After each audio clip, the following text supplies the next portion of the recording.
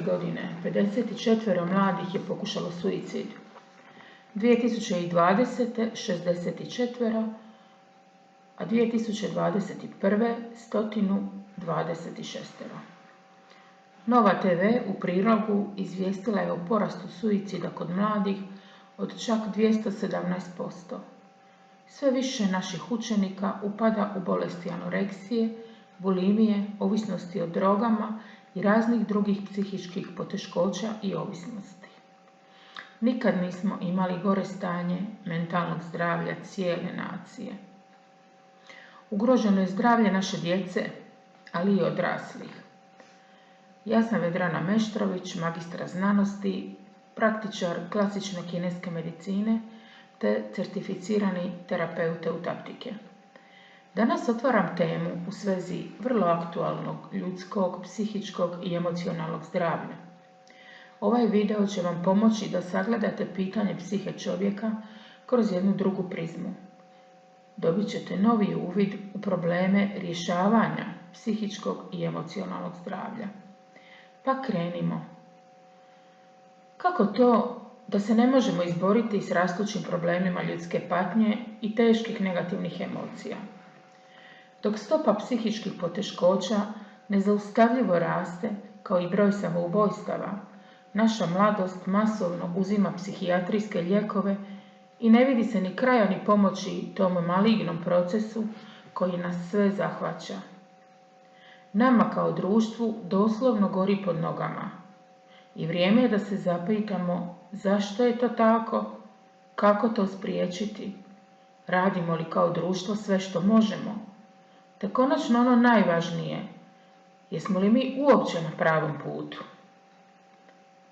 Ako se osvrnemo na trenutno loše psihičko stanje svih dobnih skupina, a naročito mladosti, koje ne pokazuje znakove usporavanja, već napreduje sve to većom brzinom, lako možemo zaključiti da je smjer kojim idemo duboko i zastrašujuće pogrešan. Kako i zašto je tome tako, poslušajte u videu. Dakle, zašto je trenutni standard službene struke manjkav? Pod službenu struku podrazumijevam psihologiju, psihijatriju te određene mainstream psihoterapijske pravce. Psihologija se zasniva na razgovoru, prepričavanju, osvještavanju i samospoznaji. Što zvuči izvrsno. Klijenti često i osjete kratkotrajno poboljšanje, jer dio njih u privatnom životu nema s kime popričati, pa im ovo dođe kao ispušni ventil za probleme koji dugo kuhaju u njima.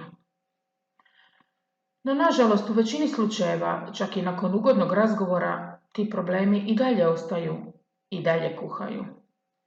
Tako nakon godina provedenih u priči o problemu i racionalizaciji doživljenog, klijenti odlaze od psihologa definitivno educiraniji o uzrocima svojih boli nego su bili prije. Boli najčešće ostaju. To je čak i pozitivan ishod.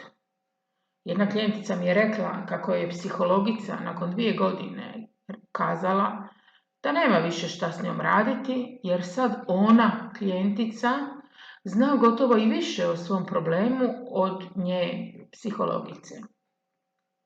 To za klijenta nema praktične koristi, jer znati da imate neizlječivu bolest, sve njezine simptome i prognoze, nije rješenje. Zato možemo reći da i u najpozitivnijem rezultatu klijent je samo educiran da prihvati i da razumije navodne razloge svojih problema.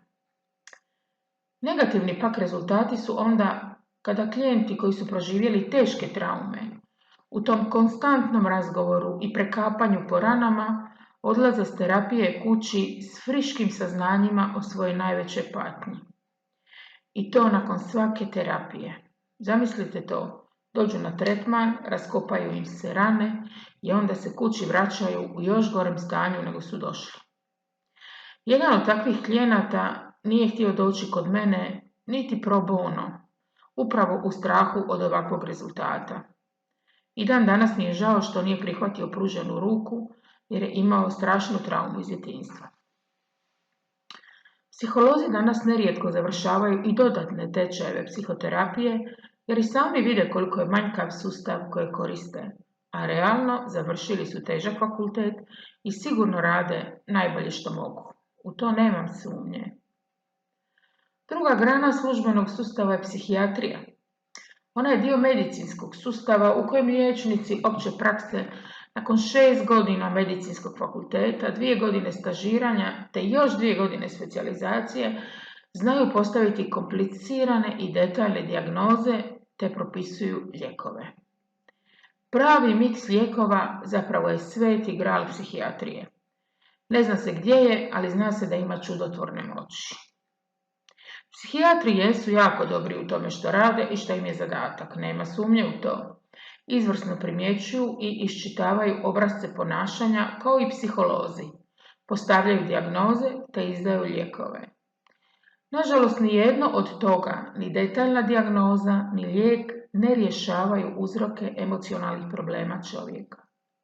U najboljem slučaju, simptomi postaju lakši bez štetnih nuspojava koje kemijski lijekovi nose sa sobom.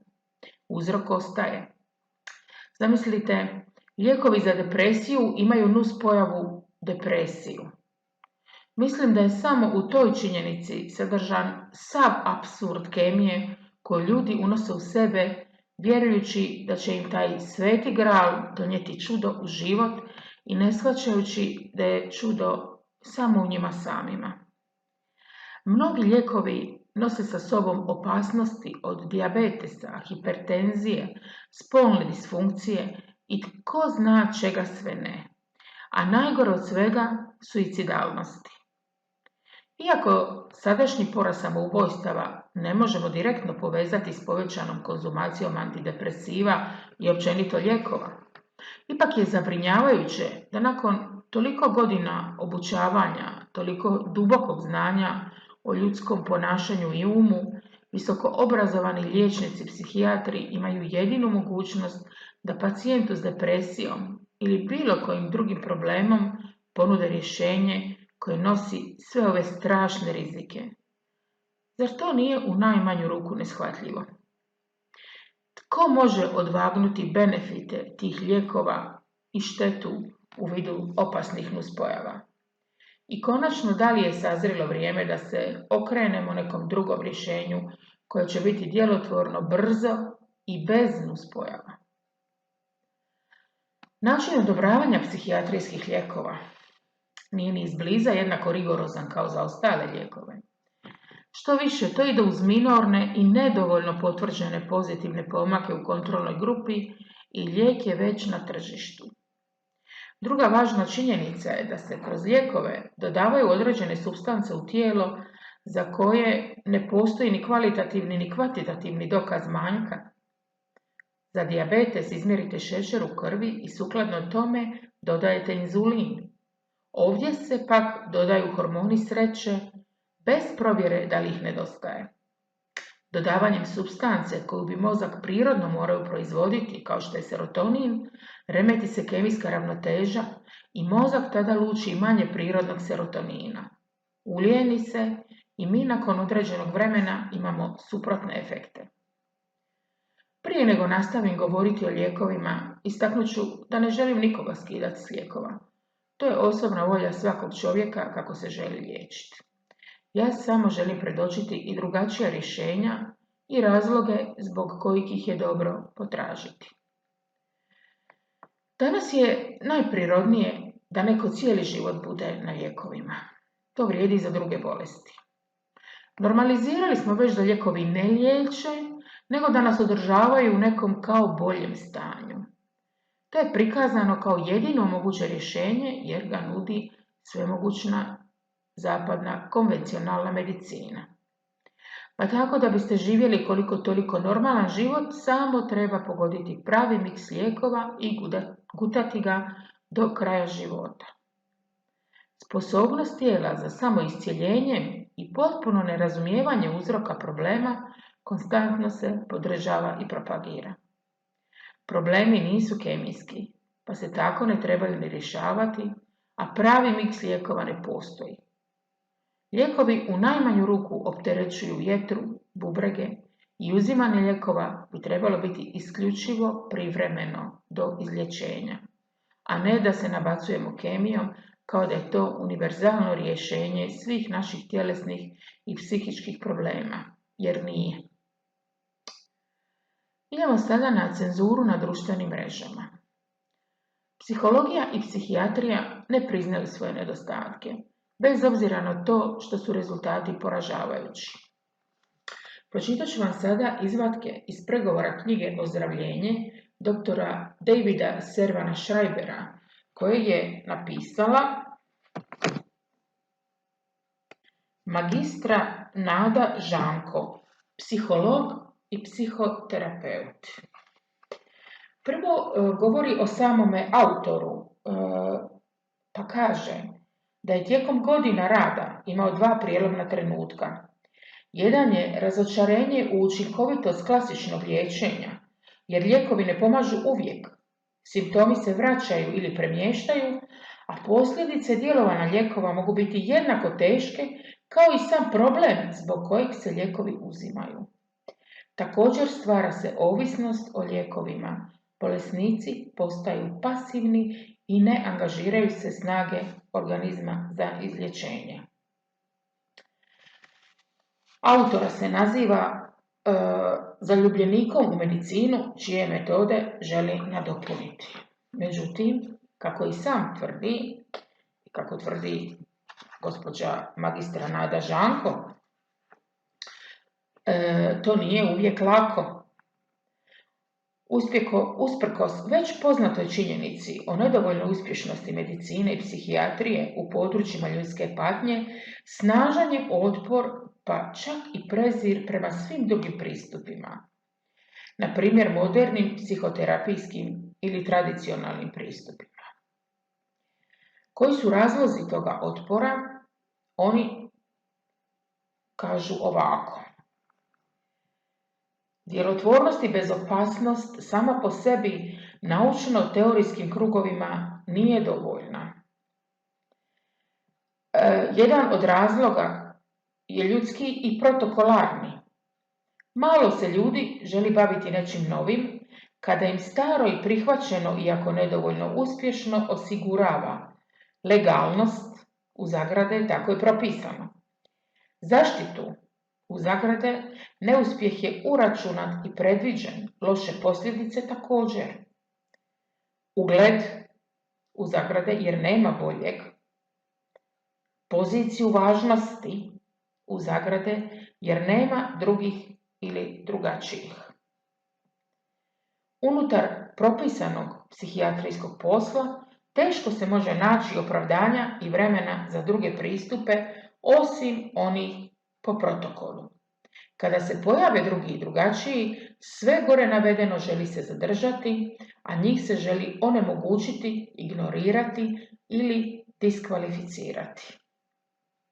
Neki koriste napade i postupke koji ukazuju na ugroženost, strah od konkurencije ili razotkrivanja.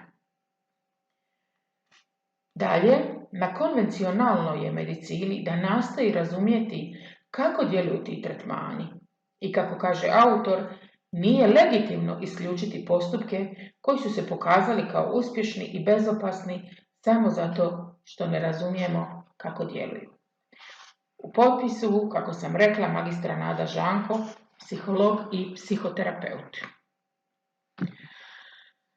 Da budemo iskreni, jedan dio psihologa, kako sam već rekla, spoznao je svu ograničenost sustava kojem su pripadali i krenuli su sa razvojem psihoterapijskih metoda. Prema samom službenom sustavu na početku su izgledale revolucionarno. Međutim, danas sa ovog stajališta i znanja mogu reći da postoji svega nekoliko vrsta terapija koje će polučiti prave rezultate. Većina mainstream psihoterapija to nije. O tome ću nešto kasnije, a sada malo o cenzuri. U Facebook grupama komentatori već pišu kako ih guši to stalno prepričavanje problema i loših sjećanja na psihoterapijama, ali ne znaju kako izaći iz tog začaranog kruga obmane. Ako psihoterapija ne daje rezultate, onda je to zato jer trebate novog terapeuta. Ako lijekovi ne pomažu, onda je to zato jer niste pogodili pravi miks i dozu.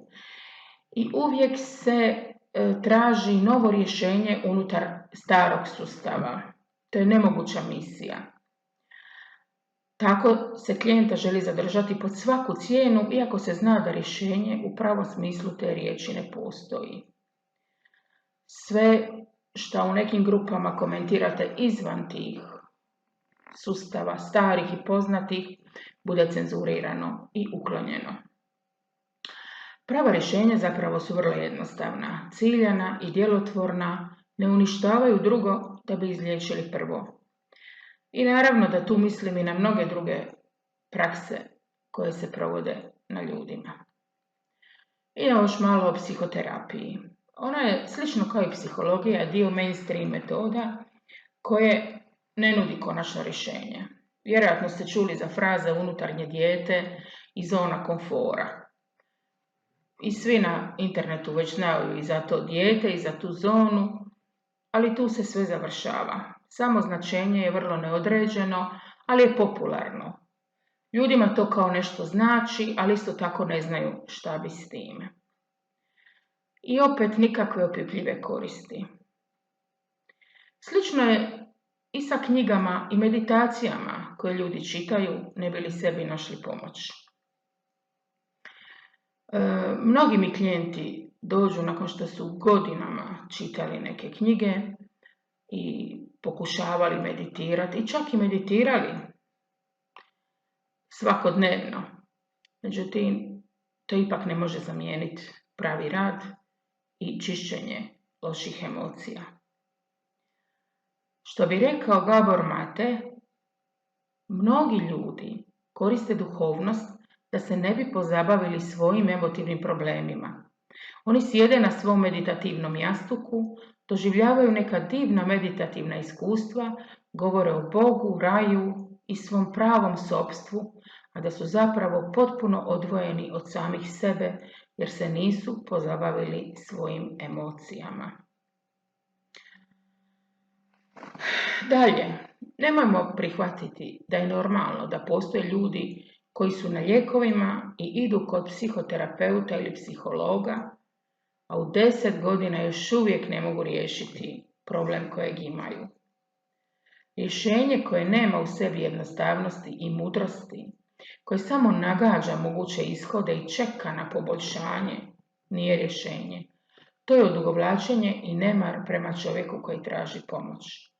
Ako je neko od klijenata i pronašao konačno rješenje u psihologiji ili psihoterapiji, to je vjerojatno premali broj da bi se uzimalo kao sveti standard kojeg nije dozvoljeno propitivati niti sumnjati u njega.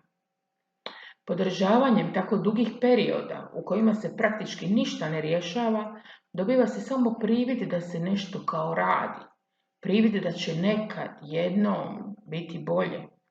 Za to vrijeme čovjek se uljuljkava i navikava na život s problemom, postaje ovisan o njemu i inkorporira ga u cjelokupne svoje odnose i svoju stvarnost. Nažalost se problemi podržavaju u tim mainstream sustavima još i dublje od toga.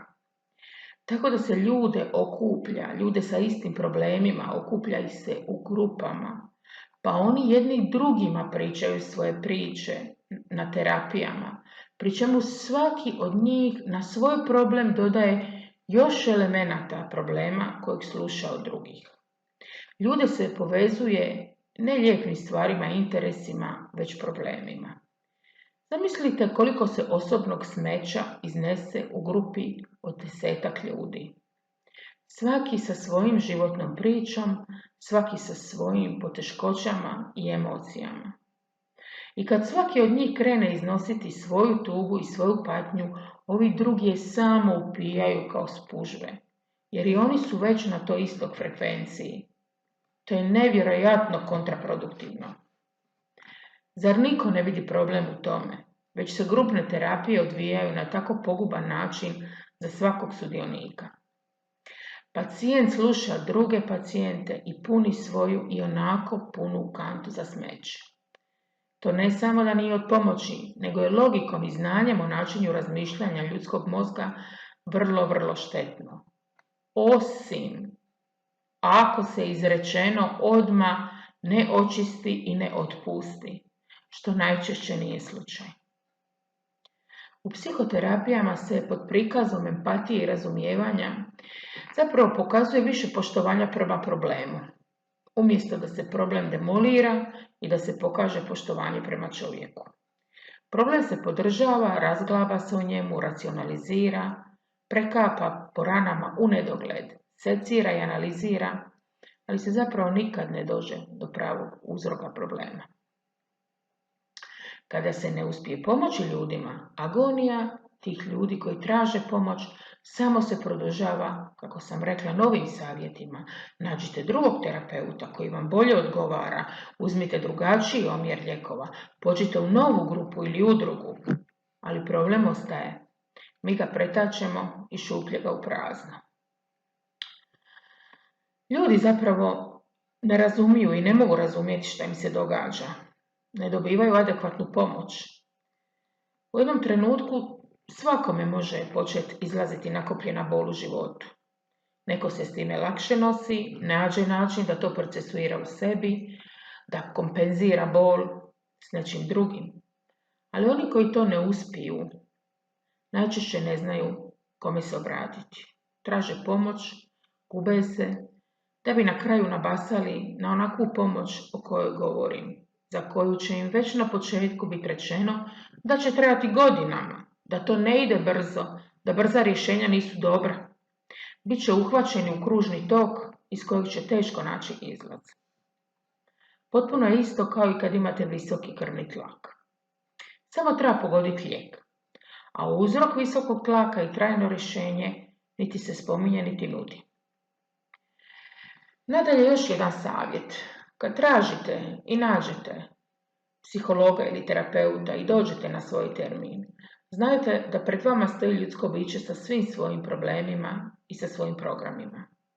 Nažalost, većina terapeuta nije radila na sebi ili nije dovoljno. Tako da je i to nešto što treba govoriti. Na primjer, neka klijent ima sličnu traumu kao i terapeut, što nije rijetko.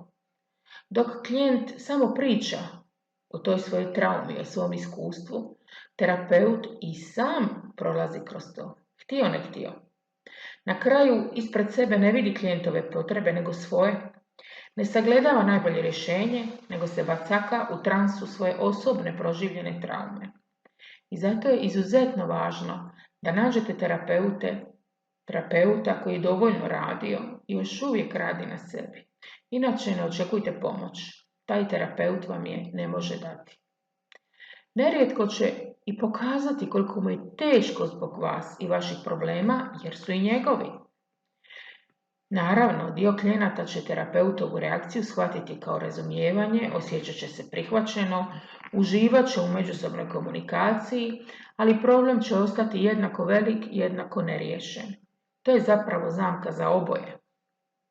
Terapeut mora imati empatije i ljubavi prema klijentu i svom poslu, ali ne smije upadati u trans svojih trauma dok pomaže ljudskom biću s njegovim traumama. Pribranost je neophodna. Proživljavanje osobnog transa zajedno s klijentom jamstvo je neuspjeha. Spomenut ću energetska liječenja koja su jako popularna, međutim isto su simptomatska. Namještanje grlenih čakri, srčanih čakri, sve je to u redu. Ali postoje razlozi zašto su te čakre van ravnoteže, kako kažu. Podešavanje njihovo vjerojatno će i ublažiti simptome i pomoći, ali uzroci će ostati. Jer uzrok je uvijek vaša percepcija zasnovana na proživljenome. Ona nas gradi i oblikuje od naših čakri pa do svega ostaloga. Znači, kad osvijestite da vam je pomoć potrebna, što napraviti? Mnogi ljudi danas doslovno žive u paklu svog uma. Dio njih, a naročito muški dio, niti ne pomišlja da bi možda mogla biti potrebna pomoć. Zato je važan dio priča i prepoznavanje stanja u kojem sebi možete reći možda je vrijeme da potražim pomoć. I kad se odlučite na to, potražite terapeute, jedne od metoda koje ću vam sada nabrojati. Ja ne kažem da Ne postoje druge metode koje su jednako dobre, ali ovo su one koje ja mogu preporučiti. Nabrajam ih čisto da vidite da postoji izbor i da postoje mogućnosti. Prvo bi nabrala jednu metodu za koju sam baš nedavno saznala, a to je brain spotting. Zasniva se na promjeni percepcije sjećanja polaganom promjenom položaja očiju. Klijent pomiče oči polako s lijeva na desno, pri čemu se u određenim položajima očiju mijenja odnos prema nekom događaju ili problemu. Donekle je sličan princip EMDR-u, desenzibilizaciji i ponovnoj obradi pokreta očiju. Brain spotting je pomalo usporena, ali ne loša metoda bez štetnih učinaka. Ne znam dovoljno o brzini djelovanja, no po terapijama koje sam pogledala mogu preporučiti. Sljedeća na spisku bi bio emocionalni kod. To je metoda koja nema znanstveno uporište, ali ima dobre rezultate bez negativnih učinaka. Zasniva se na tome da se intuitivno ustanovi glavna emocija vezana za neki problem, koji se potom čisti prelazeći magnetom preko glave i kralježnice. To jako čudno zvuči i izgleda, no dvoje nepovezanih ljudi s kojima sam razgovarala kleli su se u izvrsne rezultate nakon tretmana, tako da i za tu metodu mogu dati preporuku. NLP ili neurolingvističko programiranje poznata je i također izvrsna metoda. Nedovoljno je jednostavna za korištenje, ali dajem preporuku baš zato što postoji jedno veliko znanje kako naš mozak funkcionira i korištenje različitih tehnika čišćenja. EFT, tehnika emocionalne slobode, modalitet je koji govori o zarobljenim energijama u tijelu, vrlo dobra metoda opuštanja i otpuštanja koja se provodi tapkanjem i isto tako moja preporuka. Havening, nepoznata poprilično metoda i ne znam da li postoji terapeut Haveninga kod nas, ali to je jedna vrlo ugodna, neškodljiva i poprilično uspješna metoda. Nadalje, konverzacijska hipnoza. Ona uvodi klijenta u prirodan trans bez onih poznatih uvoda, brojanja, uvođenja u dubine. Konverzacijska hipnoza dozvoljava klijentovoj podsvijesti da se korigira sama, da se prilagodi i nađe rješenje koje ona zna i može.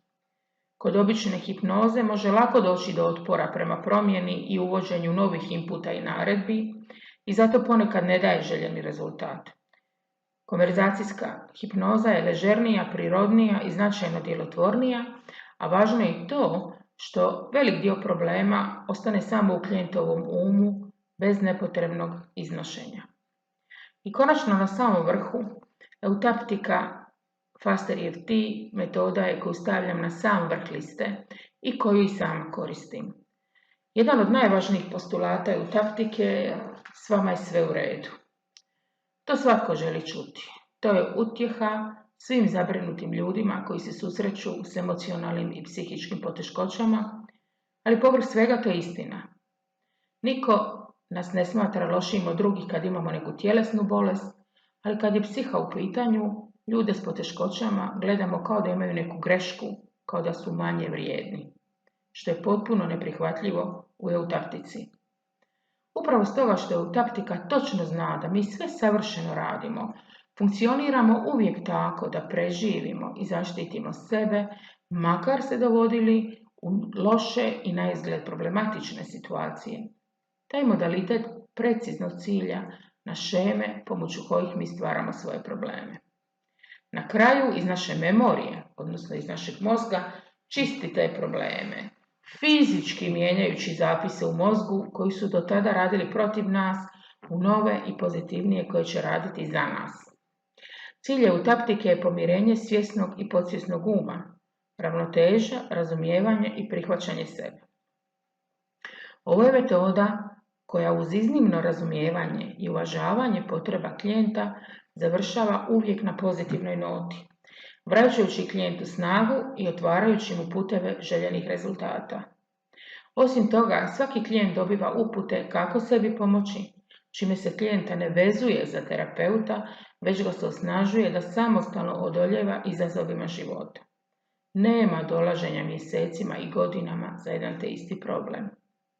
Rezultati su iznimno brzi. Životno značajne promjene mogu se dogoditi doslovno unutar jedne terapije, ali češće je potrebno nekoliko terapija za rješenje određenog problema. To je eutaktika ili Faster EFT. I konačno zaključak.